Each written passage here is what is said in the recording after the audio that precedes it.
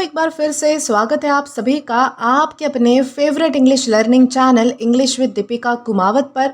दोस्तों, आज के इस वीडियो में हम द हिंदू इस न्यूज़पेपर में आने वाले एडिटोरियल को डिस्कस करने वाले हैं, जो कि आपके बैंक एग्जाम्स या फिर किसी भी कॉम्पिटिटिव एग्जाम्स के लिए इक्वली बहुत ही ज़्यादा इंपॉर्टेंट है। तो चलिए और ज़्यादा देर ना करते हुए बढ़ते हैं हमारे वीडियो की ओर और हमारे एडिटोरियल को डिस्कस करना स्टार्ट करते हैं। लेकिन दोस्तों, आगे बढ़ने से पहले हम शुरुआत हमारे टाइटल से करेंगे और आज के हमारे एडिटोरियल का टाइटल है proof of life on the registration of birth and death amendment bill 2026।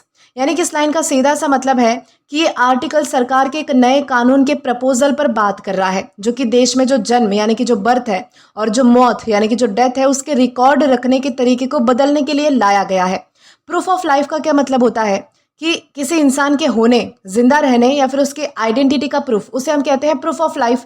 जब भी सरकार किसी पुराने कानून में कुछ नया ऐड करती है या फिर बदलाव करती है तो उसे हम अमेंडमेंट कहते हैं। यानी कि पुराने कानून में किया जाने वाला बदलाव, उसे क्या कहेंगे? अमेंडमेंट कहा जाता है। याद रखना है अमेंडमेंट यानी होता क्या है, तो उसे हम अमेंडमेंट कहते हैं। और जब तक ये बदलाव फाइनल कानून नहीं बन जाता तब तक उसे बिल यानी कि सरकारी कानून का जो ड्राफ्ट या फिर मतलब कि जो प्रपोजल होता है वो बोला जाता है। ये क्लियर कर रहा है आपको? तो ये 2026 का जो बिल है वो बेसिकली हमारे बर्थ और डेथ सर्टिफिकेट्स के पूरे सिस्टम को अपडेट करने के लिए लाया गया है। इस नए बदलाव का मेन एम ये है कि पूरे देश में सभी जन्म और मौत का जो डेटा है वो एक सिंगल डिजिटल डेटाबेस यानी कि कंप्यूटर में सेव किया हुआ जो प्रूफ रिकॉर्ड होता है उसमें रखा जाए। इससे क्या होगा कि जब भी कोई बच्चा पैदा होगा या फिर किसी की भी मौत होगी तो उसका जो रिकॉर्ड है वो तुरंत अपडेट हो जाएगा। इससे लोगों को जो है वो अलग अलग काम के लिए जो है वो बार बार अलग अलग आइडेंटिटी प्रूफ देने की जरूरत नहीं पड़ेगी। यानी कि आज का हमारा टाइटल बता रहा है कि सरकार 2026 में बर्थ और डेथ के रिकॉर्ड को डिजिटल और आसान बनाने के लिए एक नया बदलाव यानी कि कानून में ला रही है, जिससे हर जो है वो मतलब कि किसी की आइडेंटिटी का रिकॉर्ड रखना आसान हो जाएगा। दोस्तों, इस तरह के नए सिस्टम का एक सबसे बड़ा फायदा ये भी होता है कि जब किसी बच्चे का बर्थ सर्टिफिकेट बनता है तो उसका जो नाम है वो आगे चलकर स्कूल एडमिशन, वोटर लिस्ट और जो बाकी सरकारी काम है उसके लिए ऑटोमेटिकली लिंक हो जाता है। ठीक है, वैसे जब किसी की मौत होती है तो उसका जो नाम है वो सरकारी लिस्ट और जो वोटर आईडी है उससे अपने आप हट जाएगा, जिससे किसी भी तरीके की जो हेरा फेरी या फिर जो फ्रॉड होते हैं इन सारी चीज को लेकर वो बहुत बड़े पैमाने में रुक सकते हैं। तो इसी के तहत जो है वो ये सारी चीजें की जा रही है और आज का हमारा जो एडिटोरियल है वो इसी चीज के बारे में। ठीक है, ये चीज आपको ध्यान रखनी है। आई होप आपको अच्छे से समझ आ चुका है। अब दोस्तों, क्योंकि हमने हमारा टाइटल डिस्कस कर लिया है तो आई होप आपको जो है वो मतलब कि थोड़ा बहुत अंदाजा तो लग ही चुका होगा कि आज हम किस चीज़ के बारे में बात करने वाले हैं। तो इस टाइटल को देखते हुए आज के हमारे एडिटोरियल या फिर हमारा जो पैसेज है उसका थीम रहेगा गवर्नेंस। अब गवर्नेंस ही क्यों रहेगा? क्योंकि पूरा पैसेज इस बात पर फोकस करता है कि गवर्नमेंट ने बर्थ रजिस्ट्रेशन और आइडेंटिटी डॉक्यूमेंट्स के लिए नया कानून क्यों बनाया, उसका इम्प्लीमेंटेशन कैसे होगा यानी कि वो कैसे लागू किया जाएगा और उसका सिटीजन्स पर क्या असर पड़ेगा। यानी कि एडिटोरियल ये इवैल्यूएट करता है कि पॉलिसी एविडेंस बेस्ड है या फिर नहीं, फ्रॉड रोकने और जेन्युइन लोगों को डॉक्यूमेंट्स देने के बीच सही बैलेंस बनाया गया है या फिर नहीं। यानी कि पैसेज का मेन फोकस गवर्नमेंट की पॉलिसी, एडमिनिस्ट्रेशन और लॉ इम्प्लीमेंटेशन पर है। इसलिए इसका जो मतलब कि थीम है वो कैसा है? गवर्नेंस है। और एक इंपॉर्टेंट चीज़ आपको ये भी ध्यान रखनी है कि जब भी हम एडिटोरियल पढ़ते हैं तो हमें इससे लेकर जो है वो कोई भी अपना पॉलिटिकल ओपिनियन नहीं बनाना है। हमें किसी को प्रेज भी नहीं करना है, कंडेम भी नहीं करना है। हमें बस इसे पैसेज समझ कर पढ़ना है। ठीक है, जैसे कि हम कॉम्पिटिटिव एग्जाम के लिए प्रिपेयर कर रहे हैं तो हम जो है वो इसे एक पैसेज की तरह देखेंगे और फिर हम जो है वो इसे डिस्कस करेंगे। ये कुछ 2-3 चीज़ें आपको जो है वो ध्यान रख लेनी है ताकि आपको जो है वो मतलब कि पढ़ने में भी आसानी हो। अब चलते हैं हमारे टाइटल की ओर। तो हमारा टाइटल हमने डिस्कस कर लिया। अब उसी के नीचे हमें एक और लाइन दी जाती है जो कि हमारे टाइटल का ही हिस्सा होती है, bureaucratic paper work must not result in exclusion. दोस्तों, इस लाइन का सीधा सा मतलब ये है कि सरकार या फिर किसी ऑफिस ने ऑफिस के जो कागजी काम है यानी कि जो ब्यूरोक्रेटिक पेपर वर्क है उसकी वजह से किसी भी आम इंसान का हक नहीं मारा जाना चाहिए या फिर उसे किसी सरकारी सुविधा से बाहर नहीं किया जाना चाहिए। यहाँ पर ब्यूरोक्रेटिक पेपर वर्क का क्या मतलब है कि सरकारी ऑफिस के जो लंबे चक्कर होते हैं हमारे किसी भी काम के लिए, आम जनता से जो मांगे जाने वाले जो ढेर सारे डॉक्यूमेंट्स है, सर्टिफिकेट्स है या फिर उनकी जो वेरिफिकेशन का जो टेंशन है उसकी यहाँ पर बात हो रही है। उसे कहा जाता है ब्यूरोक्रेटिक ब्यूरोक्रेटिक पेपर वर्क।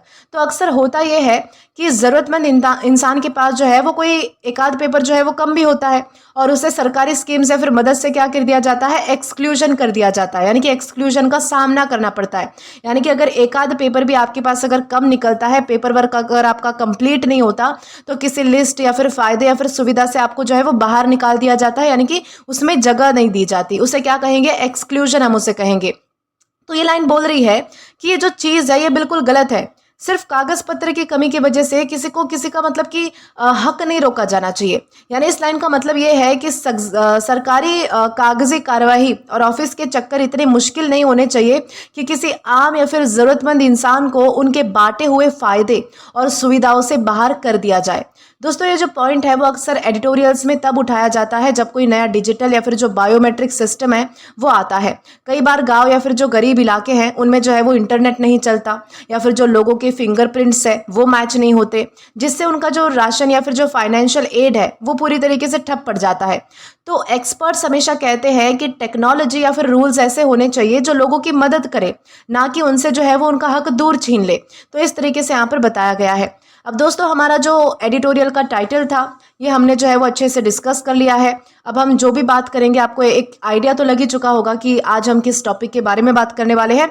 तो इसी के साथ हम जो है वो आगे बढ़ेंगे और हमारे पैसेज को हम डिस्कस करना स्टार्ट करेंगे।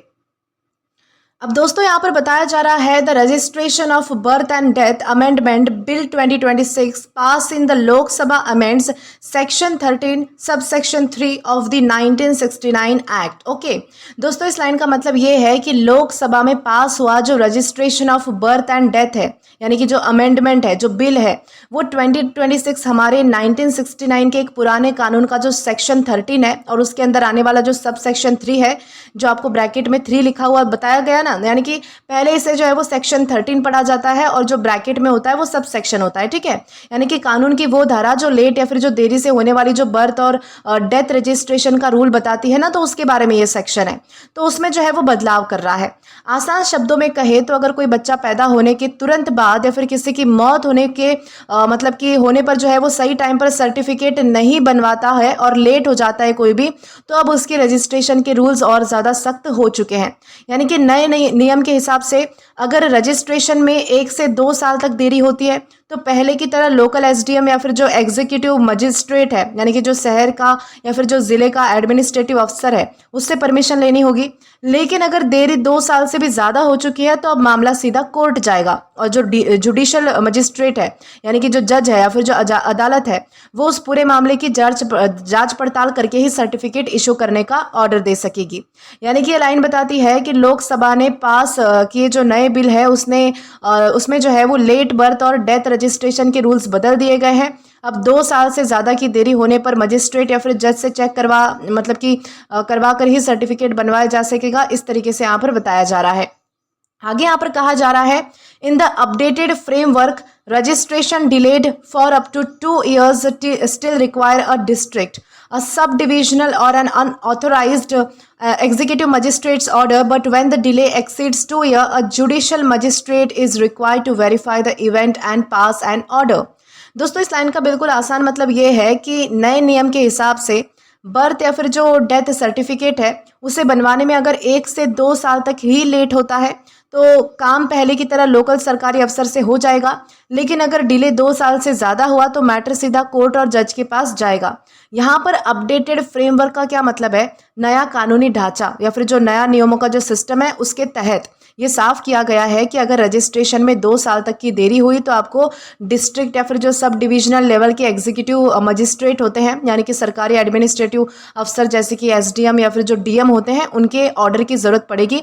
लेकिन अगर देरी 2 साल से ज़्यादा हो चुकी है तो केस आगे बढ़ जाएगा और अब जो है वो जुडिशल मजिस्ट्रेट, यानी कि जो कोर्ट का जो असल जज जो मामले की जांच पड़ताल करके फैसला सुनाता है, उसकी जो है वो पहली पूरी मतलब कि वो पूरी बात को जो है वो चेकअप करके वेरीफाई करेगा और उसके पास होने पर ही रजिस्ट्रेशन का फाइनल ऑर्डर भी पास होगा। इस तरीके से यहाँ पर जो है वो बताया जा रहा है।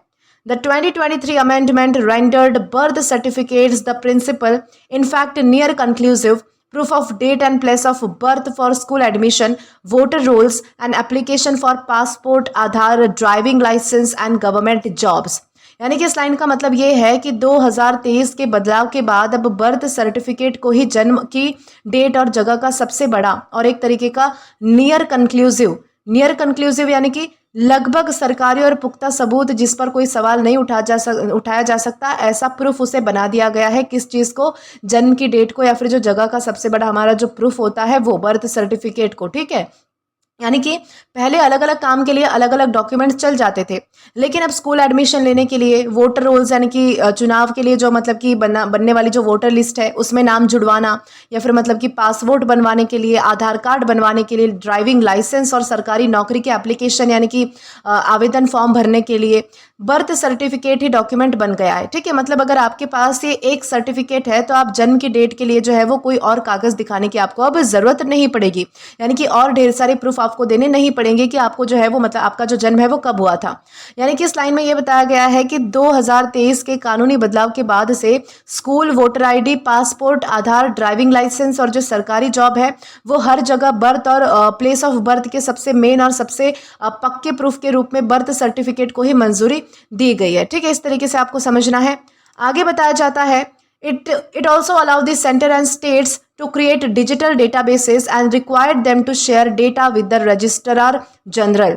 यानी कि यहाँ पर क्या बताया गया है, इस लाइन का मतलब ये है कि इस कानून ने सेंट्रल गवर्नमेंट यानी कि जो हमारी केंद्र सरकार है और जो स्टेट गवर्नमेंट है यानी कि जो राज्य सरकार, दोनों को ही ये पावर दी है कि वो बर्थ और डेथ का एक डिजिटल रिकॉर्ड बना सके, और साथ ये जो ज़रूरी कर दिया है उन्होंने कि वो इस डेटा को रजिस्ट्रार जनरल के साथ जो है वो शेयर करे। यानी कि नए रूल्स के मुताबिक अब हर राज्य अपना एक डिजिटल डेटाबेस, यानी कि जो डिजिटल डेटाबेस का क्या मतलब होता है, जो कंप्यूटर में सुरक्षित रखा गया जो पूरा इलेक्ट्रॉनिक रिकॉर्ड होता है उसे हम डिजिटल डेटाबेस कहते हैं।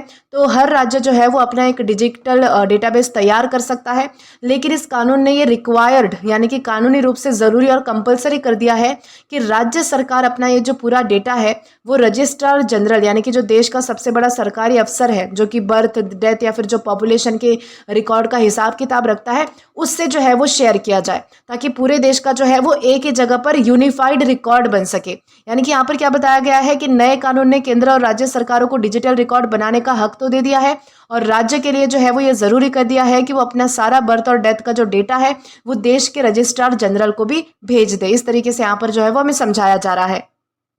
अब आगे यहाँ पर बताया जाता है, as the certificates gatekeeping power grew so did the incentive to obtain one fraudulently leading to the 2026 amendment. यानी कि इस लाइन का मतलब ये है कि जैसे जैसे बर्थ सर्टिफिकेट की ज़रूरत और उसकी जो गेट कीपिंग पावर है वो बढ़ती गई। गेट कीपिंग पावर यानी कि किसी चीज़ को कंट्रोल करने या फिर जो अलाउ डिनाई करने की जो पावर होती है उसे गेट कीपिंग पावर कहा जाता है। तो जैसे जैसे बर्थ सर्टिफिकेट की ज़रूरत और उसकी जो गेट कीपिंग पावर है वो बढ़ती गई, वैसे वैसे लोगों में उसे फ्रॉडुलेंटली यानी कि गलत या फिर धोखे के तरीके से हासिल करने का इंसेंटिव यानी कि जो फायदा, इंसेंटिव का मतलब होता है फायदा या फिर जो लालच है वो भी बढ़ता गया। ठीक है, और इसी वजह से सरकार को 2026 का ये जो बदलाव है वो लाना पड़ा।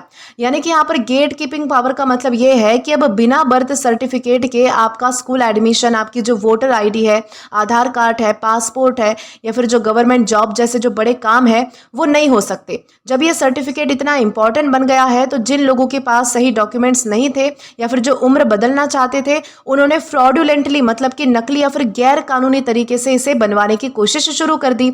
सरकार ने देखा कि इस इंसेंटिव यानी कि इस लालच की वजह से फ्रॉड बढ़ रहा है, तो इसे मतलब कि इसे रोकने के लिए उन्होंने 2026 में कानून में अमेंडमेंट यानी कि कानूनी बदलाव किया। इस तरीके से यहाँ पर हमें जो है वो समझाया जा रहा है। However, the bill's passage lacked debate in the Lok Sabha as the opposition was protesting the July 20 police crackdown on the CGB protest। यानी कि इस लाइन का मतलब ये है कि लोकसभा में ये जो बिल है वो पास तो हो गया, लेकिन इस पर कोई डिबेट यानी कि जो कानून पर होने वाली जो आपस की चर्चा या फिर जो बहस है वो नहीं हो पाई, क्योंकि अपोजिशन यानी कि विपक्ष या फिर जो सरकारी कानून के खिलाफ बैठने वाली जो पॉलिटिकल पार्टीज है उन्होंने जुलाई 20 को सीजीबी प्रोटेस्ट यानी कि किसी स्पेसिफिक संस्था या फिर आंदोलन के विरोध प्रदर्शन पर हुई पुलिस क्रैकडाउन यानी कि जो पुलिस की सख्त कार्रवाई या फिर जो बल प्रयोग था उसके खिलाफ जो है वो विरोध कर रही थी। यानी कि आसान शब्दों में कहा जाए तो पार्लियामेंट में जब कोई नया कानून आता है तो उस पर जो एमपीज के जो बीच है उन चर्चा होनी चाहिए। ओके, पर जब ये बिल बनाया यानी कि ये बिल आया तब अपोजिशन पार्टीज कहाँ पर बिजी थी, तो जुलाई 20 वाली पुलिस कार्रवाई पर गुस्से में थी। ओके, और हंगामा कर रही थी, जिस वजह से बिल पर बिना किसी लंबी चर्चा के इसे जल्दी से मतलब कि पास कर दिया गया। यानी कि इस लाइन में बताया गया है कि अपोजिशन के विरोध और हंगामे की वजह से लोकसभा में बर्थ और डेथ का जो रजिस्ट्रेशन बिल है उस पर कोई प्रॉपर बहस या फिर डिस्कशन नहीं हो सका और ये बिना किसी डिबेट के ही पास हो गया।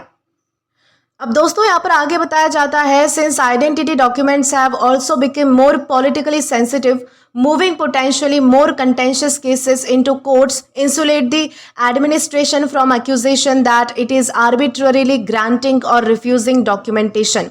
यानी कि दोस्तों इस लाइन का मतलब ये है कि चूंकि जो है वो आजकल आइडेंटिटी प्रूफ और जो डॉक्यूमेंट्स है इनका जो मामला है वो पॉलिटिकली सेंसिटिव जो है वो मतलब कि बन गया है। पॉलिटिकली सेंसिटिव यानी कि राजनीतिक रूप से नाजुक या फिर ऐसा मुद्दा जिस पर जो है वो राजनीति होने लगती है उसे हम जो है वो पॉलिटिकली सेंसिटिव कहते हैं। तो ये जो आइडेंटिटी प्रूफ और जो डॉक्यूमेंट्स का जो मामला है वो पॉलिटिकली सेंसिटिव बन चुका है, इसलिए कंटेंशियस केसेस को कोर्ट में भेजने से सरकारी एडमिनिस्ट्रेशन पर यह आरोप लगना बंद हो गया है कि वो आर्बिट्ररीली यानी कि मन मर्जी से या फिर किसी भी सही नियम के तहत किसी डॉक्यूमेंट को मतलब कि दे रहे हैं या फिर किसी का एप्लीकेशन रिजेक्ट कर रहे हैं। कंटेंशियस यानी कि विवादित या फिर जिस पर लड़ाई झगड़ा या फिर शक होने की गुंजाइश होती है उसे हम कंटेंशियस कहते हैं। यानी कि आसान भाषा में कहा जाए तो जब 2 साल से ज्यादा लेट रजिस्ट्रेशन वाले केसेस सीधा कोर्ट और जज के पास जाएंगे तो सरकार या फिर सरकारी मतलब कि सरकारी बातों पर कोई फिंगर नहीं उठा सकेगा। ठीक है, यानी कि कोई हाथ नहीं उठा सकेगा। अगर कोई केस रिजेक्ट या फिर एक्सेप्ट होता है तो वो कोर्ट के जज का फैसला होगा। इससे एडमिनिस्ट्रेशन यानी कि सरकारी दफ्तर या फिर जो उनके जो ऑफिसर्स हैं इस इल्जाम से बच जाएंगे कि उन्होंने पॉलिटिकली सेंसिटिव मामले में किसी खास इंसान के साथ मनमर्जी या फिर भेदभाव किया है। ठीक है, यानी कि इस लाइन में बताया गया है कि आइडेंटिटी डॉक्यूमेंट्स पर राजनीति बढ़ने की वजह से लेट और आम से अलग जो है वो मतलब कि जो केसेस है उनको कोर्ट भेजना और एक समझदारी वाला जो है ये कदम है। इससे सरकारी अफसरों पर किसी को फायदा देने या फिर जानबूझकर परेशान करने का आरोप नहीं लग सकेगा। दोस्तों आजकल देश में जो है वो सिटीजनशिप, इलीगल इमिग्रेशन या फिर जो आइडेंटिटी वेरिफिकेशन को लेकर जो है वो काफी राजनीतिक बहस होती रहती है। ऐसे माहौल में अगर कोई सरकारी अफसर किसी पुराने केस में बर्थ सर्टिफिकेट जारी कर देता है या फिर रिजेक्ट कर देता है तो उस पर आरोप लगने का जो है वो खतरा रहता है। इसलिए मामले को कोर्ट और जुडिशियल मजिस्ट्रेट के हवाले कर देने से पूरी प्रोसेस न्यूट्रल हो जाती है और फैसले पर कानूनी स्टैंप लग जाता है। इससे जो है वो बाकी लोगों को कोई खतरा नहीं रहता। इस तरीके से यहाँ पर बताया गया है। आगे यहाँ पर बताया जा रहा है, But while judicial scrutiny places the decision at arm's length from the executive, erroneous decisions could prove more difficult for disadvantaged applicants to rectify। यानी कि इस लाइन का मतलब है कि भले ही जुडिशियल स्क्रूटिनी यानी कि कोर्ट और जज की जो जांच पड़ताल है उसे जुडिशियल स्क्रूटिनी कहा जाता है। तो भले ही जुडिशियल स्क्रूटिनी की वजह से ये जो डिसीजन है ये एग्जीक्यूटिव यानी कि सरकारी दफ्तर या फिर उनके जो अफसर है उनके हाथ से हटकर अलग और फेयर हो जाता है, लेकिन अगर कोर्ट से कोई एरोनियस यानी कि गलत या फिर जो भूल चूक वाला डिसीजन हो गया, एरोनियस का मतलब होता है कोई भूल मतलब कि कोई गलत हो जाना या फिर कोई चीज़ मतलब कि मिस्टेक हो जाना किसी चीज़ में। यानी कि यहाँ पर क्या बताया गया है कि अगर कोर्ट से कोई एरोनियस डिसीजन हो गया तो डिसएडवांटेज यानी कि जो गरीब या फिर जो मतलब कि पढ़े लिखे, कम पढ़े लिखे या फिर जिनके पास रिसोर्सेज की कमी होती है, ऐसे जो एप्लीकेंट्स है यानी कि जो डिसएडवांटेज गरीब एप्लीकेंट्स है उनके लिए उसे रेक्टिफाई सही यानी कि ठीक करना और भी ज़्यादा मुश्किल हो जाएगा। यानी कि यहाँ पर क्या बताया गया है कि जब मामला कोर्ट में जाता है तो सरकार या फिर अफसरों की मनमर्जी तो नहीं चलती, जो कि अच्छी बात है, लेकिन कोर्ट का चक्कर काटना आम लोगों के लिए आसान नहीं होता। अगर कोर्ट ने गलती से गरीब या फिर कम पढ़े लिखे इंसान या फिर इंसान का जो एप्लीकेशन है वो रिजेक्ट कर दिया या फिर कोई गलत ऑर्डर दे दिया तो उस गलत फैसले को ठीक करवाना यानी कि अपर कोर्ट में अपील करना गरीब लोगों के लिए तो बहुत ही ज़्यादा खर्चीला हो जाएगा, परेशानी वाला बन जाएगा। तो ये जो दिक्कत है ये सामने आती है। यानी कि सरकारी दफ्तरों में अगर कोई अफसर गलत फैसला लेता है तो आप उसके सीनियर अफसर से मिलकर या फिर कंप्लेंट दर्ज करके उसे आसानी से ठीक यानी कि मतलब कि ठीक करवा सकते हैं। ठीक है, लेकिन जब कोई फैसला जुडिशियल मजिस्ट्रेट ले रहा है यानी कि कोर्ट के द्वारा ही लिया जाता है तो उसके खिलाफ आपको हायर कोर्ट में जाना पड़ेगा। ओके, उसमें अपील करनी पड़ेगी। इसके लिए जो है वो लॉयर की फीस देनी पड़ती है, कोर्ट की तारीख है और लंबी कानूनी प्रोसेस से आपको गुजरना पड़ता है, जो कि गरीब लोगों के लिए जो है वो बस की बात नहीं होती। तो इस तरीके से यहाँ पर जो है वो बताया जा रहा है। आगे यहाँ पर कहा जा रहा है the amendment also leaves the evidentiary rules unchanged. If the government believe executive magistrates were approving suspicious applications because the evidentiary standards were too lax, it could have prescribed more rigorous documentation, but it has not. यानी कि इस line का मतलब ये है कि amendment यानी कि जो कानूनी बदलाव है उसने सबूत जमा करने के नियमों या फिर जो एविडेंशरी रूल्स है यानी कि जो अदालत या फिर ऑफिसर के सामने सबूत पेश करने के जो नियम है उसमें भी कोई बदलाव नहीं किया है। ठीक है, अगर सरकार को ये लगता था कि एग्जीक्यूटिव मजिस्ट्रेट्स यानी कि जो सरकारी एडमिनिस्ट्रेटिव है एडमिनिस्ट्रेटिव अफसर है जैसे कि एसडीएम, ये शक वाले एप्लीकेशंस को मंजूरी दे रहे थे क्योंकि सबूत लेने के नियम बहुत ही आसान थे, तो सरकारी मतलब कि यानी कि सरकार चाहती है तो ज़्यादा सख्त डॉक्यूमेंटेशन यानी कि जो कागजी सबूत और जो प्रूफ्स है उनके मांगने के नियम जो है वो मतलब कि बना सकती थी, लेकिन उन्होंने ऐसा कुछ भी नहीं किया। यानी कि आसान भाषा में समझा जाए तो सरकार ने परेशानी की जो रूट कॉज है, जो असली वजह है, उस पर ध्यान नहीं दिया है। अगर लोग नकली सर्टिफिकेट बनवा रहे थे तो उसकी वजह ये थी कि सबूत वेरीफाई करने का जो तरीका है वो ढीला था। सरकार चाहती तो नए कानून में ये नियम ला सकती थी कि भाई लेट रजिस्ट्रेशन के लिए जो है वो अब से ज़्यादा पक्के सबूत लगेंगे, पर सरकार ने सबूतों के नियम को वैसा का वैसा ही रहने दिया। बस फैसला लेने का जो काम है वो अफसर से छीनकर कोर्ट जज के हाथ में सौंप दिया, बस इतना हुआ है। इस तरीके से यहाँ पर बताया गया है। Further, how the risk of fraudulent registration rises after 2 years is unclear. The government has also not published evidence justifying a judicial magistrate's intervention at 2 years or whether it considered less burdensome alternatives. यानी कि इस line का मतलब है कि सरकार ने ये बात बिल्कुल साफ नहीं की है कि 2 साल के बाद अचानक नकली रजिस्ट्रेशन यानी कि जो सरकार रिकॉर्ड में नाम दर्ज करवाने का जो मतलब कि रिस्क है वो इतना ज़्यादा कैसे बढ़ जाता है। इसके अलावा सरकार ने ऐसा कोई एविडेंस यानी कि प्रूफ या फिर सबूत भी पब्लिक के सामने नहीं रखा है जो ये साबित कर सके कि 2 साल के बाद सीधा जुडिशियल मजिस्ट्रेट यानी कि कोर्ट के जज की इंटरवेंशन यानी कि दखल देना, इंटरफेरेंस करना, ओके, वो क्यों ज़रूरी है। और ना ही ये बताया है कि क्या उन्होंने इससे किसी लेस बर्डनसम यानी कि आम लोगों पर कम बोझ डालने वाले ऑल्टरनेटिव्स यानी कि जो दूसरे विकल्प या फिर तरीके हैं उन पर विचार किया था या फिर नहीं। यानी कि आसान भाषा में यहाँ पर क्या बताया गया है कि ऑथर जो है वो यहाँ पर सरकार से 2 बड़े सवाल पूछ रहे हैं। पहला कि अगर कोई इंसान 2 साल के बाद बर्थ सर्टिफिकेट बनवाने आता है तो अचानक फ्रॉड का खतरा इतना ज़्यादा कैसे बढ़ गया कि मामला सीधा कोर्ट भेजना पड़ रहा है। और दूसरा सवाल ये है कि कोर्ट भेजने से आम और गरीब लोगों पर वक्त और पैसे का बहुत ही बड़ा बर्डनसम यानी कि बोझ पड़ेगा। ठीक है, सरकार ने ऐसी कोई स्टडी या फिर डेटा पेश नहीं किया जो कि दिखाए कि उन्होंने कोर्ट के चक्कर से बचने वाला कोई आसान और हल्का तरीका सोचने की कोशिश की थी। यानी कि एडिटोरियल यहाँ पर पॉलिसी प्लानिंग यानी कि जो सरकारी नियम को जो बनाने का तरीका है उन पर सवाल उठा रहे हैं कि जब भी सरकार कोई नया कानून लाती है तो उसे जो है वो डेटा ड्रिवन जस्टिफिकेशन यानी कि जो आंकड़ों के साथ जो वजह है वो देनी होती है कि ये कानून क्यों ज़रूरी था। लेकिन यहाँ पर जो है वो मतलब कि बिना किसी सर्वे या फिर बिना किसी रिपोर्ट के सीधा 2 साल का रूल लगाकर मामला कोर्ट के हवाले कर दिया गया है, जिससे आम नागरिकों पर बिना किसी वजह के कोर्ट फीस और जो वकील है उनका खर्चा बढ़ जाएगा। यानी कि इस चीज़ के एक्सप्लेनेशन तो चाहिए ना कि ये सारी चीज़ें करने के पीछे रीज़न क्या है, लेकिन वो सारी चीज़ें जो है वो अभी तक सामने नहीं आई है। दोस्तों आगे यहाँ पर बताया जाता है, For now, it appears to be a compromise based possibly on shorter delays being common enough for administrative responses to resolve. यानी कि इस लाइन का मतलब है कि फिलहाल ऐसा लगता है कि सरकार ने ये जो 2 साल का रूल है वो एक कॉम्प्रोमाइज़ के रूप में निकाला है, यानी कि एक बीच का रास्ता या फिर जो समझौता है उसके रूप में निकाला है। उन्होंने ये सोचकर ये फैसला लिया होगा कि कम टाइम का जो डिले है यानी कि जो देरी या फिर जो लेट होना होता है वो बहुत ही आम बात है, और उससे एडमिनिस्ट्रेटिव यानी कि सरकारी दफ्तरों और अफसरों के मतलब कि जो स्पेंड लेवल पर है उन्हें जो स्पेंड लेवल पर जो है वो मतलब कि आसान तरीके से रिजॉल्व यानी कि सुलझाया या फिर ठीक किया जा सकता है। यानी कि ऑथर यहाँ पर कह रहे हैं कि सरकार को अभी पता है कि लोग अक्सर 1-2 साल तक सर्टिफिकेट बनवाने में लेट हो ही जाते हैं। अगर छोटे मोटे लेट केस को सीधा कोर्ट भेज दिया जाए तो कोर्ट पर बहुत ज़्यादा मतलब कि बोझ पड़ जाएगा, बर्डन आ जाएगा, और लोगों को भी छोटी छोटी बात पर कोर्ट के चक्कर काटने पड़ेंगे। इसलिए सरकार ने एक बीच का रास्ता निकाला कि 2 साल तक की देरी को नॉर्मल एडमिनिस्ट्रेटिव यानी कि सरकारी जो अफसर है, एसडीएम है, उनके हाथ में रहने दिया जाए ताकि वो जल्दी सुलझ जाए, और सिर्फ 2 साल से ज़्यादा वाले पुराने केसेस को ही कोर्ट हवाले किया जाए। ठीक है, इस तरीके से बताया गया है।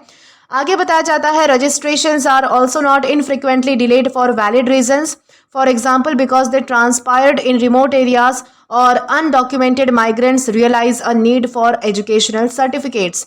यानी कि यहाँ पर बताया गया है कि बर्थ या फिर डेथ की रजिस्ट्रेशन यानी कि जो सरकारी रिकॉर्ड में नाम दर्ज करवाना होता है वो अक्सर किसी वैलिड रीजंस यानी कि सही या फिर जायज़ वजह की वजह से लेट हो जाती है। यानी कि जैसे कि जन्म या फिर मौत किसी रिमोट एरियाज यानी कि दूर दराज के जो गांव यानी कि देहात के इलाके में जहाँ पर फैसिलिटीज़ कम होती है अगर वहाँ पे हुई हो, या फिर किसी अनडॉक्यूमेंटेड माइग्रेंट्स यानी कि वो लोग जो मतलब कि एक जगह से दूसरी जगह बस गए हैं पर उनके पास कोई आइडेंटिटी प्रूफ या फिर कागज़ नहीं है, उन्हें अनडॉक्यूमेंटेड माइग्रेंट्स कहा जाता है। तो इनको अचानक जो है वो बच्चों की पढ़ाई या फिर जो एजुकेशनल सर्टिफिकेट्स है उनके लिए बर्थ सर्टिफिकेट की ज़रूरत महसूस हुई हो। ठीक है, यानी कि आसान भाषा में यहाँ पर कहा जा रहा है कि हर बार रजिस्ट्रेशन में लेट होने का मतलब ये नहीं होता कि बंदा कोई फ्रॉड ही कर रहा है। बहुत से आम और गरीब लोगों के पास लेट होने की बिल्कुल वैलिड और सही वजह भी होती है। जैसे कि गाँव देहात में हॉस्पिटल्स जो है वो दूर होते हैं तो घर पर ही जो है वो डिलीवरी हो जाती है और लोग सर्टिफिकेट्स बनवाना ही भूल जाते हैं, या फिर लोग जो है वो काम की तलाश जो है वो मतलब कि काम की तलाश में अपना घर छोड़कर दूसरे स्टेट जाते हैं तो उन्हें तब तक सर्टिफिकेट की जरूरत ही नहीं लगती जब तक उनके बच्चों के स्कूल एडमिशन का वक्त ही नहीं आ जाता। तो उनके लाइफ में जो है वो सब कुछ सही चलता रहता है और जब ये सारी चीज़ें मतलब कि करने की ज़रूरत आती है या फिर ज़रूरत यानी कि नीड लगती है तब तक बहुत ज़्यादा देर हो जाती है। और अब तो रूल बन गया है कि मामला सीधा कोर्ट में जाएगा, तो उससे क्या होगा कि गरीब लोगों पर जो है वो बहुत ज़्यादा बर्डन आ जाएगा या फिर जो खर्चा है वो उनका बढ़ेगा। इस तरीके से यहाँ पर बताया जा रहा है। अब दोस्तों आगे यहाँ पर बताया जाता है but when identity documents become indispensable to access state support, the government's policy instinct has been to raise the documents' level of assurance rather than render them more accessible।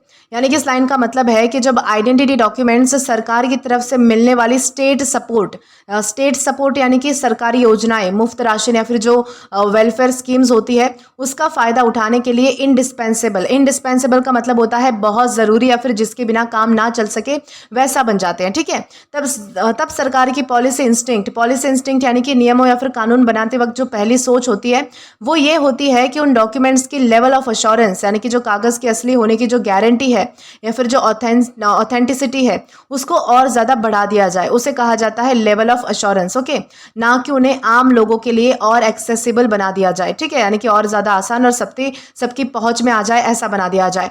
यानी कि आजकल सरकार की जो हर योजना है जैसे कि मुफ्त राशन है, पेंशन है या फिर जो हेल्थ इंश्योरेंस है उनके लिए जो है वो बर्थ सर्टिफिकेट या फिर आइडेंटिटी प्रूफ जो है वो ज़रूरी हो चुका है। ऐसे में सरकार को चाहिए था कि वो गरीब के लिए यानी कि गरीब लोगों के लिए जो है वो कागज़ बनवाना और भी ज़्यादा आसान करे, लेकिन सरकार की जो सोच है वो इसके उल्टी होती है। वो फ्रॉड रोकने के चक्कर में नियमों को और भी ज़्यादा सख्त, मुश्किल और कॉम्प्लिकेटेड कर देती है ताकि कोई नकली डॉक्यूमेंट ना बनवा सके। इससे जेन्युइन गरीब लोगों को कागज़ बनवाने में और ज़्यादा काफ़ी मतलब कि दिक्कत आने लगती है। इस तरीके से यहाँ पर जो है वो बताया गया है। यानी कि एडिटोरियल यहाँ पर सरकार की जो गवर्नेंस फिलॉसफी है यानी कि जो सरकार के काम करने का जो तरीका है उस पर जो है वो मतलब कि एक तरीके से बात कर रहे हैं कि जब किसी डॉक्यूमेंट पर सरकारी राशन या फिर पेंशन डिपेंड करती है तो पहली प्रायोरिटी ये होनी चाहिए कि कोई भी गरीब बिना डॉक्यूमेंट के ना रहे। ओके, पर सरकार फ्रॉड से इतना डरी हुई रहती है कि वो सिक्योरिटी और स्ट्रिक्टनेस को पहले रखती है। इसी वजह से असली हकदार लोग भी जो है वो शक के घेरे में आ जाते हैं और उन्हें कोर्ट कचहरी के चक्कर जो है वो काटने पड़ते हैं। अब दोस्तों आखिर में यहाँ पर बताया जाता है in the same vein the amendment may further a broader philosophy that in pursuit of bureaucratic certainty treats the wrongful exclusion of legitimate citizens as an acceptable price to minimize the risk of wrongful inclusion, and the Rajya Sabha must debate the bill to clarify whether this trade-off is backed by sufficient evidence। यानी कि इस line का मतलब ये है कि इस amendment यानी कि कानूनी बदलाव से सरकार की एक ऐसी ब्रॉडर फिलॉसफी यानी कि एक ऐसी बड़ी सोच या फिर जो विचारधारा है उसको बढ़ावा मिल सकता है जो कि ब्यूरोक्रेटिक सर्टेनिटी यानी कि सरकारी दफ्तरों की जो तसल्ली है और बिना किसी गलती के जो काम करने की जिद है उसके चक्कर में रॉन्गफुल इंक्लूजन यानी कि जो सही और जेन्युइन नागरिकों का जो सरकारी योजना या फिर रिकॉर्ड से बाहर हो जाना है उसको एक एक्सेप्टेबल प्राइस यानी कि एक ऐसी कीमत जो चुकाई जा सकती है वैसा माना जा रहा है। ठीक है, सिर्फ रॉन्गफुल इंक्लूजन यानी कि किसी गलत या फिर गैर नागरिक को शामिल करने के रिस्क को कम करने के लिए और राज्यसभा को इस बिल पर अच्छे से डिबेट यानी कि बहस करनी चाहिए, ताकि ये साफ हो सके कि क्या ये जो ट्रेड ऑफ है, ट्रेड ऑफ यानी कि ट्रेड ऑफ का मतलब होता है एक चीज़ पाने के लिए दूसरी चीज़ का सौदा कर देना, तो क्या ये जो ट्रेड ऑफ है वो किसी सफिशिएंट एविडेंस यानी कि पर्याप्त या फिर जो मतलब कि पक्के सबूत है उस पर आधारित है या फिर नहीं। यानी कि यहाँ पर क्या बताया गया है, यहाँ पर बताया गया है कि राइटर आखिरी वार्निंग दे रहे हैं कि सरकार की सोच ये बन चुकी है कि भले ही 100 जेन्युइन गरीब या फिर आम नागरिक कागज ना होने की वजह से सरकारी रिकॉर्ड और जो योजनाओं है उनसे बाहर मतलब कि हो जाए, उनसे बाहर छूट जाए, रॉन्गफुल उनका इंक्लूजन हो जाए, उनकी कोई गलती नहीं थी तो भी वो बाहर हो जाए, पर एक भी गलत या फिर नकली बंदा अंदर नहीं आना चाहिए, रॉन्गफुल इंक्लूजन नहीं होना चाहिए, रॉन्गफुल एक्सक्लूजन हो जाएगा वो चलेगा। ब्यूरोक्रेसी यानी कि सरकारी अफसर जो है वो अपनी जिम्मेदारी और गलती से बचने के लिए गरीब लोगों की जो परेशानी है उनको इग्नोर कर देते हैं। इसलिए यहाँ पर राइटर कह रहे हैं कि राज्यसभा में एमपीज को इस पर सवाल पूछना चाहिए कि क्या सरकार के पास इस बात का कोई पक्का सबूत, कोई पक्का डेटा या फिर प्रूफ है कि इतना सख्त कानून बनाना क्या वाकई ज़रूरी था या फिर नहीं। यानी कि यहाँ पर क्या बताया गया है, इस लाइन की समरी ये है कि सरकार गलत लोगों को रोकने के चक्कर में सही और जो जेन्युइन गरीब लोग हैं या फिर जो नागरिक है उनके नुकसान को मंजूर कर लेती है। राइटर कहते हैं कि राज्यसभा को इस बिल पर बहस करके सरकार से सबूत मांगना चाहिए कि क्या आम जनता का ये नुकसान करना सही होगा। इस तरीके से यहाँ पर जो है वो हमें आखिरी में एक क्वेश्चन यानी कि पूछा गया है। ठीक है, तो आई होप आपको एडिटोरियल जो है वो अच्छे से क्लियर हो चुका है, क्योंकि हमने जो है वो हमारा एडिटोरियल अच्छे से डिस्कस कर लिया है। अब बारी आती है हमारे आगे बढ़ने की, और अब हम जो है वो डिस्कस करेंगे हमारे कुछ क्विजेस। ओके, तो चलिए आइए अब हम जो है वो कुछ क्विजेस लगाएंगे, हम शुरू करते हैं। तो दोस्तों आज का हमारा सबसे पहला क्वेश्चन आता है, which of the following best describes the tone of the passage, यानी कि पैसेज का टोन सबसे अच्छा तरीके से कौन सा ऑप्शन हमें बता रहा है। सबसे पहला हमारा आता है ऑप्टिमिस्टिक एंड इंस्पिरेशनल। क्या हमारा जो पैसेज था वो बहुत ही पॉजिटिव और इंस्पायर करने वाला था? तो ये तो रॉन्ग है। ऑथर फ्यूचर के लिए होप नहीं दिखा रहे थे, बल्कि अमेंडमेंट की एनालिसिस कर रहे थे, तो इसे तो हम जो है वो कंसिडर नहीं कर सकते। दूसरा हमारा ऑप्शन आता है ह्यूमरस। क्या हमारा जो पैसेज था वो मजाकिया था? तो पैसेज में कहीं भी ह्यूमर या फिर सरकाज़म तो नहीं था, तो ये भी हमारा ऑप्शन एलिमिनेट हो जाता है। अगला हमारा आता है एनालिटिकल एंड कॉशियसली क्रिटिकल, यानी कि विश्लेषणात्मक या फिर सावधानी के साथ आलोचनात्मक। तो ये करेक्ट हो सकता है क्योंकि ऑथर बिल के पॉजिटिव्स भी बता रहे थे और शॉर्ट कमिंग्स भी बता रहे थे, इसलिए tone analytical plus cautiously critical हो सकता है। ठीक है, इसे कंसिडर करके चल सकते हैं। दूसरा आता है emotional and sentimental. Okay, passage जो है वो बहुत ज़्यादा इमोशनल नहीं था, वो रीजनिंग पर बेस्ड था, फैक्ट पर बेस्ड था। ठीक है, इस तरीके से इमोशनल या फिर सेंटिमेंटल कोई भी चीज़ हमारे पैसेज में नहीं डाली गई थी। अग्रेसिव यानी कि आक्रामक था क्या? ये भी चीज़ देखिए, आक्रामक तो नहीं था। ऑथर किसी पर अटैक तो नहीं कर रहे थे, सिर्फ लॉजिकल क्रिटिसिज्म कर रहे थे। तो इन सारे ऑप्शंस को देखने के बाद हमारा जो ऑप्शन नंबर तीसरा है कि भाई हमारा जो पैसेज था वो एनालिटिकल था, कॉशियसली क्रिटिकल था, क्योंकि ऑथर जो है वो पॉजिटिव साइड भी बता रहे थे किसी चीज़ की, उसे जो है वो मतलब कि एनालिसिस भी कर रहे थे उसका। साथ ही साथ अगर कोई चीज़ हमारे ऑथर को कहीं पर गलत लगती है तो उसके लिए जो है हमारे ऑथर आवाज़ भी उठा रहे थे कि ऐसा क्यों हुआ। आखिरी में जो है वो सवाल भी पूछा उन्होंने कि भाई मतलब कि गलत तरीके से जो है वो इंक्लूजन करना ये आपको सही मतलब कि नहीं लग रहा, लेकिन एक्सक्लूजन करना जो कि गरीबों का हक मार रहा है ये आपको क्यों गलत लग रहा है। तो इस तरीके से जो है वो मतलब कि ये सारे क्वेश्चंस भी हमारे ऑथर ने पूछे हैं, तो हमारा जो ऑप्शन नंबर तीसरा है वो करेक्ट हो जाएगा। अब दोस्तों इसके बाद हमारा अगला क्वेश्चन आता है, which of the following words are antonyms of rigorous as used in the passage. दोस्तों हमें जो है वो रिगरस इस वर्ड का जो है वो अपोजिट वर्ड ढूंढने हैं, यानी कि हमारे पास यहाँ पर 4-5 जो ऑप्शन है उनमें से हमें क्या ढूंढना है, रिगरस इस वर्ड का अपोजिट यानी कि एंटोनिम हमें ढूंढना है। सबसे पहले तो हमें ये पता करना होगा कि रिगरस का मतलब क्या होता है। दोस्तों रिगरस का मतलब होता है कि बहुत ज़्यादा सख्त होना, बहुत ज़्यादा स्ट्रिक्ट होना, कठोर होना, उसे हम क्या कहते हैं, रिगरस कहते हैं। अब चलिए समझते हैं कि यहाँ पर हमारे कौन कौन से एंटोनिम्स हमें मिल पाते हैं। सबसे पहला हमारा आता है स्ट्रिंजेंट। दोस्तों स्ट्रिंजेंट का भी मतलब होता है बहुत ही सख्त होना, तो स्ट्रिंजेंट और रिगरस तो मतलब कि सेम मीनिंग हो गए, सिनोनिम्स हो गए, और हमें तो एंटोनिम ढूंढना है, तो ये तो हमारा गलत हो जाएगा। दूसरा हमारा आता है लेनियंट। दोस्तों लेनियंट का मतलब होता है नरम या फिर ढीला ढाला, उसे हम जो है वो मतलब कि लेनियंट कह सकते हैं, जो फ्लेक्सिबल होता है एक तरीके से। तो ये हमारे मतलब कि रिगरस यानी कि होता है सख्त होना, बहुत ज़्यादा कठोर होना, उसका अपोजिट आ गया नरम या फिर ढीला होना, तो ये तो हम जो है वो कंसिडर कर सकते हैं। ठीक है, तो लेनियंट हम जो है वो इस पर ग्रीन टिक करके चलते हैं। दूसरा है लैक्स। लैक्स का क्या मतलब होता है, कम यानी कि कम स्ट्रिक्ट होना या फिर ढीला होना। ठीक है, ये भी एक तरीके से हमारे एंटोनिम में आता है, तो इसे भी हम जो है वो कंसिडर करके चलेंगे। एग्जैक्टिंग, एग्जैक्टिंग हमारा चौथा वर्ड है। इसका मतलब होता है बहुत ज़्यादा डिमांडिंग होना। तो ये तो मतलब कि हमारे मतलब कि रिगरस का यानी कि इसका डिमांडिंग और स्ट्रिक्ट होता है। एग्जैक्टिंग भी मतलब कि डिमांडिंग ही होता है और स्ट्रिक्ट होता है। तो ये तो हमारा सिनोनिम हो जाएगा। तो इसे भी हम जो है वो कंसिडर नहीं कर सकते। और पांचवा हमारा आता है रिलैक्स। रिलैक्स का क्या मतलब होता है? कम सख्त होना। ठीक है, एक तरीके से बहुत ही राहत वाली स्टेट में होना, रिलैक्स होना, यानी कि बहुत ही नॉर्मल वर्ड है। आपको भी इसका मीनिंग पता होगा। तो इन सारे ऑप्शंस को देखने के बाद हमारा जो ऑप्शन नंबर दूसरा है, तीसरा है और जो पांचवा है, जहां पर हमने कुछ एंटोनिम्स पढ़े हैं जैसे कि लेनियंट है, लैक्स है या फिर जो रिलैक्स है, ये हमारे रिगरस इस वर्ड के एंटोनिम्स हो जाते हैं। ठीक है, आई होप आपको अच्छे से क्लियर है। अब इसी के साथ हम आगे बढ़ेंगे हमारे अगले क्वेश्चन की ओर। अब दोस्तों इसके बाद हमारा अगला क्वेश्चन आता है, which of the following views are supported by the writer, यानी कि ऑथर किन बातों को सपोर्ट करते हैं इन ऑप्शंस में से। सबसे पहला हमारा ऑप्शन आता है, the Rajya Sabha should debate the bill before it becomes law, यानी कि राज्यसभा को बिल पर डिटेल में डिबेट करनी चाहिए कि इससे पहले कि ये लॉ बन जाए। तो ये तो बिल्कुल करेक्ट है, क्योंकि लास्ट लाइन में ऑथर डायरेक्टली राज्यसभा डिबेट करने की डिमांड कर रहे थे कि भाई इस चीज़ पर चर्चा करो कि ये जो रूल है वो इस तरीके से क्यों बनाया गया है, क्या कारण है, 2 साल की डिले पर जो है वो कोर्ट में क्यों पहुंच जाता है, तो इसका कोई वैलिड प्रूफ है क्या आपके पास, या फिर ये क्यों हो रहा है। इस तरीके से जो है वो राज्यसभा से डिबेट करने की तो मांग हमारे ऑथर ने की थी। ओके, इस चीज को तो सपोर्ट किया था, तो ये हम कंसिडर करके चल सकते हैं। दूसरा है, the government has clearly establish why the 2-year limit is appropriate, यानी कि गवर्नमेंट ने क्लियरली प्रूफ कर दिया कि 2 साल तक की लिमिट सही है।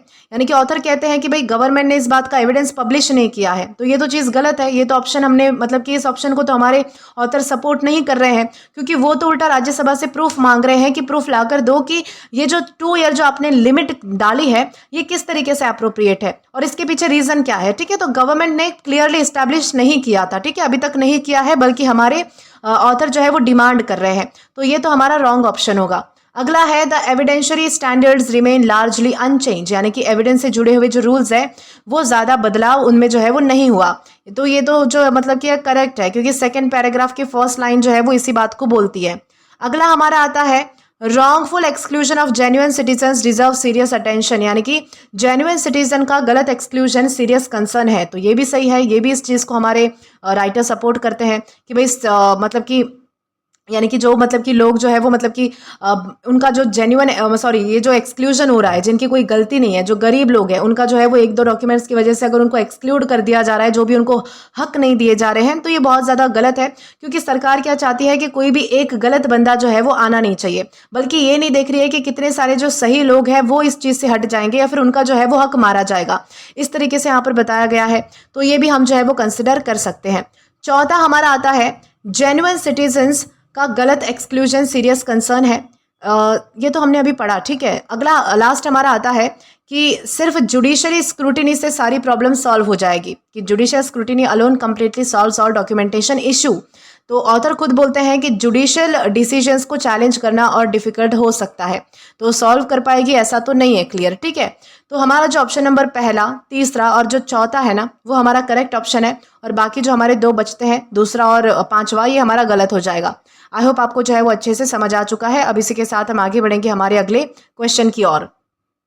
अब दोस्तों इसके बाद हमारा अगला क्वेश्चन हमें पूछा जाता है, which of the following if true would most strengthen the author's argument that the amendment requires stronger justification, यानी कि कौन सी इंफॉर्मेशन ऑथर के आर्ग्यूमेंट को सबसे ज्यादा स्ट्रॉन्ग करेगी इस तरीके से। ओके, तो यहाँ पर हमारे पास कुछ ऑप्शंस है, जैसे कि a government study finds that the fraud cases delayed beyond 2 years are extremely rare and no evidence support shifting approval to judicial magistrates, यानी कि गवर्नमेंट की स्टडी बताती है कि 2 साल के बाद फ्रॉड बहुत ही कम होते हैं और जुडिशियल मजिस्ट्रेट की रिक्वायरमेंट का कोई स्ट्रॉन्ग एविडेंस नहीं है।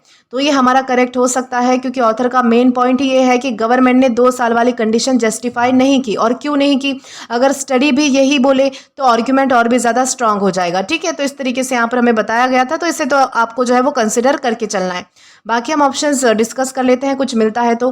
दूसरा है birth registration increase after the 2023 amendment, यानी कि बर्थ रजिस्ट्रेशन जो है वो 2023 के अमेंडमेंट के बाद बढ़ गया, तो ये तो गलत है। रजिस्ट्रेशन बढ़ने से जस्टिफिकेशन तो प्रूव नहीं होता, तो ये तो हम कंसिडर नहीं कर सकते। अगला आता है more schools now ask for birth certificate, यानी कि स्कूल जो है वो बर्थ सर्टिफिकेट ज़्यादा मांग रहे हैं, तो ये तो इररिलेवेंट इन्फॉर्मेशन है, ये हमारे जो ऑथर है उनकी बातों को स्ट्रेंथन नहीं करती। आधार एनरोलमेंट इंक्रीज दिस ईयर, यानी कि आधार एनरोलमेंट बढ़ गया है, तो आर्ग्यूमेंट से इसका कोई डायरेक्ट रिलेशन ही नहीं है, ये तो बाहर की बात है। Digital databases are expanding rapidly, यानी कि डिजिटल डेटाबेस एक्सपैंड हो रहे हैं, तो ये भी रॉन्ग है क्योंकि डेटाबेस एक्सपेंशन अमेंडमेंट जस्टिफाई नहीं करता। तो हमारा जो ऑप्शन नंबर पहला था ना, ऑथर का मेन पॉइंट की यही है कि गवर्नमेंट ने 2 साल वाली कंडीशन जस्टिफाई नहीं की, और अगर स्टडी भी ये बोलती है तो आर्ग्यूमेंट और भी ज़्यादा स्ट्रांग हो जाएगा, यानी कि गवर्नमेंट की स्टडी बता रही है कि 2 साल के बाद फ्रॉड बहुत ही कम होते हैं, और जुडिशल मजिस्ट्रेट की रिक्वायरमेंट का भी कोई स्ट्रांग एविडेंस नहीं है, तो ये हमारे ऑथर के आर्ग्यूमेंट को मतलब कि स्ट्रांग करता है, स्ट्रेंथन करता है। ठीक है, इस तरीके से आपको ध्यान रखना है। तो हमारा पहला ऑप्शन करेक्ट है। अब इसी के साथ हम जो है वो आगे बढ़ेंगे हमारे आखिरी क्वेश्चन की ओर। अब दोस्तों इसके बाद हमारा आखिरी क्वेश्चन आता है, which of the following can be logically inferred from the passage, यानी कि पैसेज से लॉजिकली क्या इन्फर किया जा सकता है। तो यहाँ पर हमारे पास कुछ ऑप्शंस है, जैसे कि the government appears to prioritise reducing wrongful inclusion even if some genuine citizens face exclusion. तो ये तो वही सही है कि गवर्नमेंट जो है वो गलत इंक्लूजन को रोकने को ज़्यादा इंपॉर्टेंस देती हुई दिख रही है, चाहे कुछ जेन्युइन सिटीजन्स एक्सक्लूड हो जाए। तो लास्ट पैराग्राफ का यही मेजर इन्फ्रेंस है कि भाई गलत जो लोग हैं वो आने नहीं चाहिए, चाहे जो है वो हज़ारों लोग जो सही है वो वहाँ से निकल जाए। तो ये चीज़ तो हमारे ऑथर ने जो है वो मतलब कि लॉजिकली इन्फर की थी। जुडिशियल स्क्रूटिनी में increase procedural difficulty for disadvantage applicants, okay, यानी कि जो जुडिशियल स्क्रूटिनी है उससे डिसएडवांटेज एप्लीकेंट्स के लिए प्रोसेस और भी ज़्यादा मुश्किल हो सकता है। तो ये भी बात सही है, ऑथर डायरेक्टली बोलते हैं कि जुडिशियल डिसीजंस को रेक्टिफाई करना बहुत ही डिफिकल्ट हो सकता है। एक बार अगर कोई मतलब कि एक तरीके से रूल पास हो जाता है तो डिसएडवांटेज पीपल, यानी कि जो गांव कस्बों में रहने वाले जो लोग हैं या फिर जो पढ़े लिखे लोग नहीं हैं, उनके लिए जो है वो कोर्ट कचहरी के चक्कर काटना, या फिर जो मतलब कि या ये जो केसेस है उनकी फ़ीस भरना, लॉयर की फ़ीस भरना, ये सारा जो चीज़ें हैं, ये सारी जो चीज़ें हैं प्रोसीजरल, ये सारी चीज़ें बहुत ज़्यादा डिफिकल्ट हो जाएगी गाँव के लोगों के लिए। ठीक है, अगर उनका जो ये डेथ और बर्थ सर्टिफिकेट का जो मतलब कि मामला है वो 2 साल से ज़्यादा लंबा हो जाता है तब। ओके, इस तरीके से बताया गया था। The amendment completely reforms evidentiary standards, यानी कि अमेंडमेंट ने एविडेंस के रूल्स को पूरी तरीके से बदल दिया है, तो ये तो रॉन्ग है। ऑथर क्लियरली कहते हैं कि एविडेंशियरी रूल्स अनचेंज है, इस तरीके से बताया गया है। अगला है delayed registrations are always fraudulent, यानी कि हर डिलेड रजिस्ट्रेशन फ्रॉड ही होते हैं, तो ये भी भाई गलत है। ऑथर एम्फेसाइज देते हैं कि जहां पर जेन्युइन रीजन से भी डिलेड हो सकता है। ठीक है, लोगों के पास जो है वो मतलब कि रिसोर्सेज नहीं होते हैं, बहुत बार जो है वो गाँव में मतलब कि प्रेगनेंसी में जो है वो गाँव में मतलब कि घरों में ही डिलीवरी हो जाती है, तो उनके जो मतलब कि डॉक्यूमेंट्स बनाना इतना जल्दी पॉसिबल नहीं होता, और अगर इन सारे मामलों में 2 साल से भी ज़्यादा देरी हो जाती है तो बच्चे का बर्थ सर्टिफिकेट नहीं बनता, तो इसका मतलब ये नहीं हो सकता कि भाई वो फ्रॉड है। ठीक है, यानी कि वो कोई नागरिक ही नहीं है, फिर जो फ्रॉड है, इस तरीके से कुछ नहीं हो सकता है। ठीक है, इस तरीके से यहाँ पर हमें समझाया गया है। और लास्ट हमारा ऑप्शन आता है, the author believes accessibility and document security should ideally be balance, यानी कि ऑथर मानते हैं कि सिक्योरिटी और जो एक्सेसिबिलिटी है उनके बीच बैलेंस होना चाहिए, तो ये तो सही है।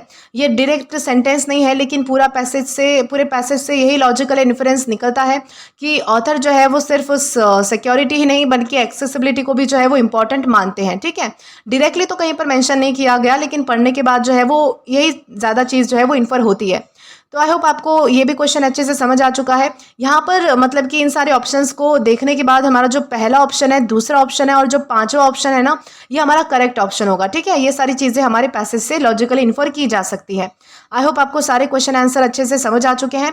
अब इसी के साथ हम आगे बढ़ेंगे और हमारे कुछ वोकैब हम डिस्कस कर लेंगे, यानी कि आज हमने जो भी कुछ इंपॉर्टेंट वर्ड्स डिस्कस किए हैं थ्रू आउट द पैसेज, उसको भी हम जो है वो थोड़ा डिटेल में डिस्कस कर लेंगे ताकि आपको एक बार फिर से रिवीजन मिल जाए। तो चलिए शुरू करते हैं।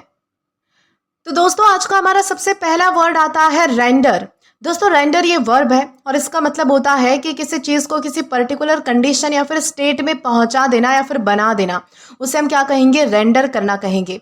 जैसे कि मान लीजिए कि रात भर पढ़ाई ने मुझे रेंडर्ड एग्जॉस्टेड, यानी कि मतलब कि पढ़ाई ने मुझे पूरी तरीके से थका दिया, मुझे क्या कर दिया, थका देने वाली स्टेट में पहुंचा दिया। ओके, या फिर मतलब कि ऐसा बना दिया कि मैं थक गया।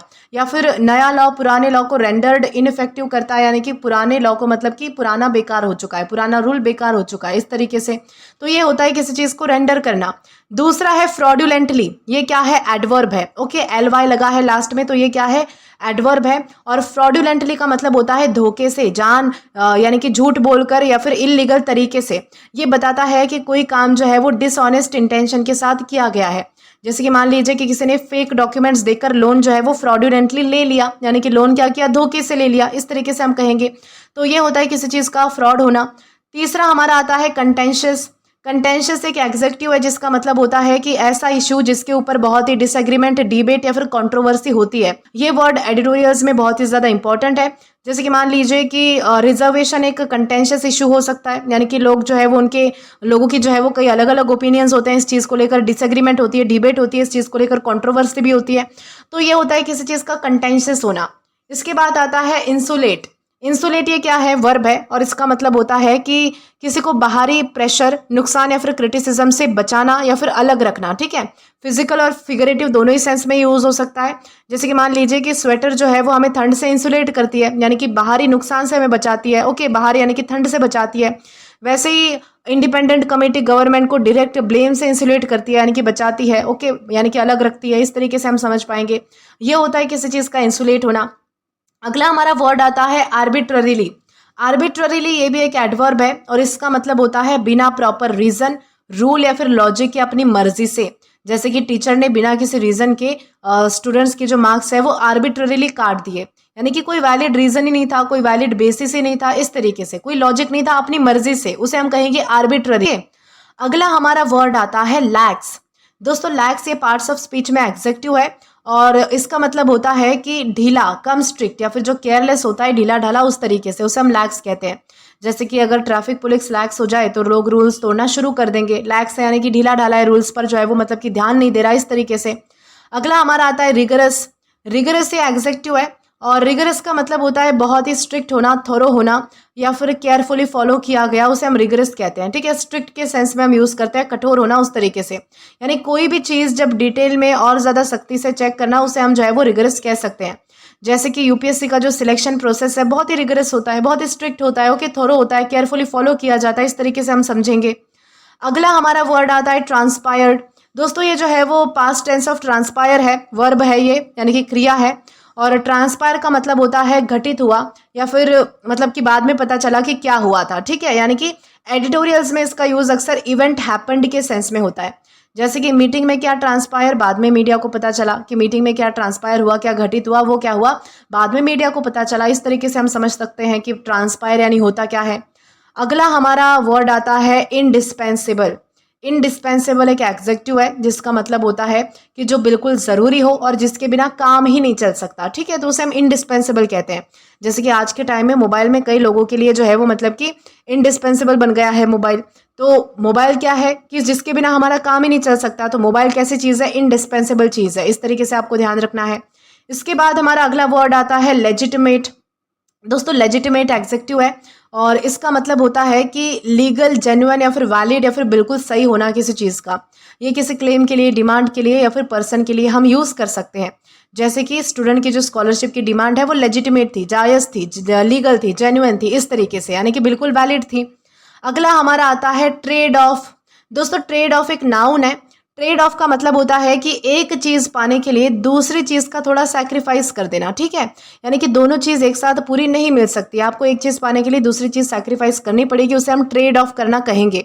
जैसे कि हाई सैलरी और फ्री टाइम के बीच अक्सर ट्रेड ऑफ होता है कि आप तो या तो मतलब कि हाई सैलरी चुनो या फिर फ्री टाइम चुनो, इस तरीके से ये होता है ट्रेड ऑफ करना।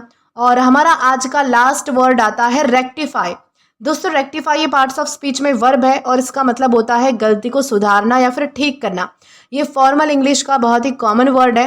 अगर एग्जाम फॉर्म में मिस्टेक हो जाए तो उसे रेक्टिफाई करना पड़ता है, यानी कि उसे सुधारना पड़ता है, सही करना पड़ता है। इस तरीके से हम समझेंगे कि रेक्टिफाई यानी होता क्या है। आई होप आपको सारे वर्ड जो है वो अच्छे से समझ आ चुके हैं। इसी के साथ हमारे जो है वो वोकैबुलरी के लिए एक अलग से वीडियो आता है, जो भी आप मतलब कि उसे भी आप एक्सेस कर सकते हैं। वहाँ पर जो है वो आपको आपके कॉम्पिटिटिव एग्जाम्स के लिए एग्जाम रिलेवेंट कुछ वर्ड्स आपको मिल जाएंगे रोज़ सीखने के लिए, आपकी वोकैबुलरी इन्हांस करने के लिए, जो कि आपके बैंक एग्जाम्स या फिर किसी भी कॉम्पिटिटिव एग्जाम के लिए इक्वली बहुत ही ज़्यादा इंपॉर्टेंट है। तो आपको उससे भी जो है वो एक बार चेकआउट करना चाहिए। दोस्तों आज के लिए बस इतना ही। अगर आपने अभी तक हमारा टेलीग्राम चैनल ज्वाइन नहीं किया है तो टेलीग्राम पर English with Deepika Kumawat search करके या फिर डिस्क्रिप्शन में दिए गए लिंक के थ्रू, साथ ही साथ अभी जो आपको आपके स्क्रीन पर QR कोड दिख रहा है वहाँ से भी आप जो है वो डायरेक्टली स्कैन करके हमारा टेलीग्राम चैनल ज्वाइन कर सकते हैं, ताकि आप कभी भी किसी भी नए आने वाली वीडियोस को लेकर कोई भी अपडेट्स को मिस ना करें। और दोस्तों, अगर आपको आज का ये वीडियो पसंद आया है या फिर हेल्पफुल लगा है तो do like this video, subscribe the channel and share as much as you can. और अगर आपने इससे पहले वाले वीडियोस नहीं देखे हैं तो यहाँ पर मैंने एक प्लेलिस्ट प्रोवाइड कर दी है, जहाँ पर आप क्लिक करके वो सभी पहले वाले वीडियोस भी देख सकते हैं और उन्हें एक्सप्लोर भी कर सकते हैं। Till then keep learning. Thank you. मिलते हैं नेक्स्ट वीडियो में।